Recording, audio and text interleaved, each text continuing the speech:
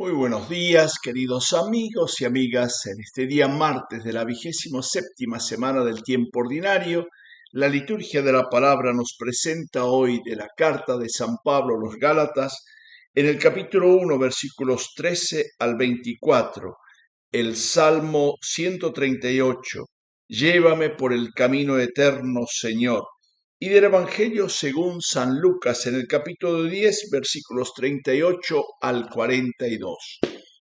Nos dice San Pablo: Hermanos, han escuchado sin duda de mi antigua conducta en el judaísmo, con qué furia perseguía yo a la iglesia de Dios, intentando destrozarla. Incluso aventajaba dentro del judaísmo a muchos compatriotas de mi edad como fanático partidario de las tradiciones de mis antepasados.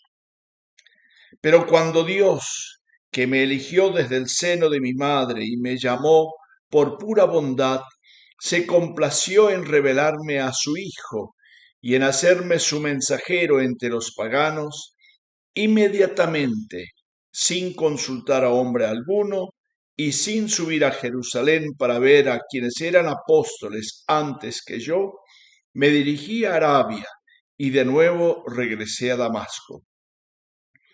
Luego, después de 3 años, subí a Jerusalén para conocer a Pedro y permanecí junto a él 15 días. No vi a ningún otro apóstol fuera de Santiago, el hermano del Señor. De esto que les escribo, Dios es testigo que no miento. Fui después a las regiones de Siria y Cilicia.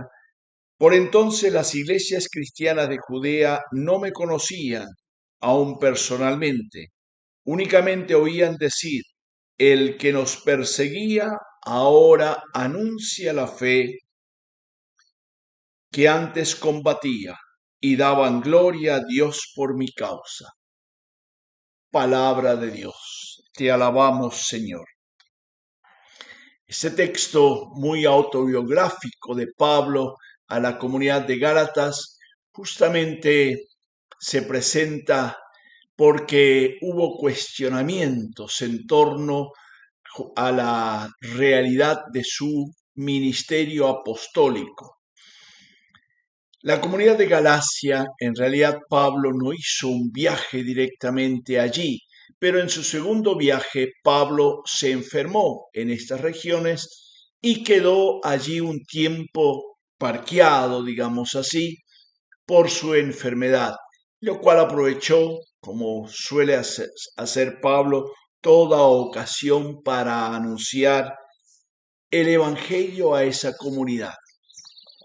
Y así, en este viaje, en el segundo viaje, justamente empezó a anunciarles la novedad, la libertad de Cristo Jesús.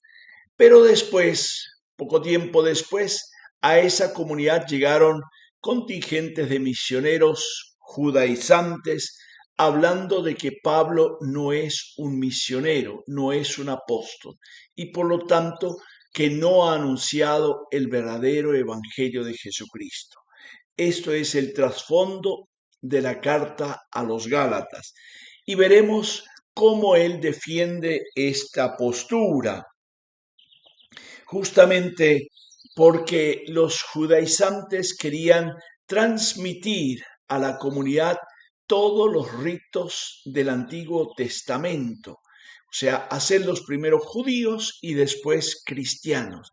Y sin embargo, Pablo defiende la novedad del cristiano. Los paganos no tienen por qué hacerse judíos. Cristo irrumpe. Y tenemos varios días donde vamos desarrollando esta carta y tendremos ocasión de ir mirando cada una de ellas. En esta parte autobiográfica, después de haber dicho que él es, en los versículos justamente precedente al texto de hoy, los versículos 11 y 12, Pablo dice: quiero que sepan, hermanos, que el evangelio anunciado por mí no es una invención de hombres, pues no lo recibí ni lo aprendí de ningún hombre. Jesucristo es quien me lo ha revelado. Con eso, él hace mención a su encuentro con Cristo resucitado en el camino a Damasco y viene a desarrollar en el día de hoy defender su ser apóstol, su ser misionero, que no viene de hombres, sino de Dios mismo, que lo ha elegido desde el seno materno, desde siempre, y empieza a relatar su independencia frente a todo lo que viene de la jerarquía o del grupo apostólico.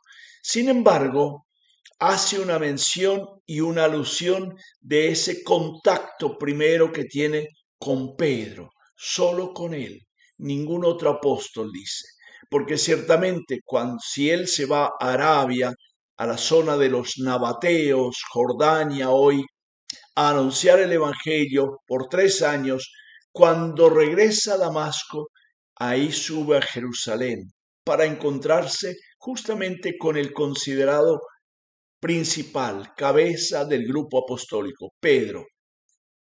Y es con él con quien comparte. Y en 15 días, como relata el texto, es imposible que vaya descubriendo todo el mensaje evangélico.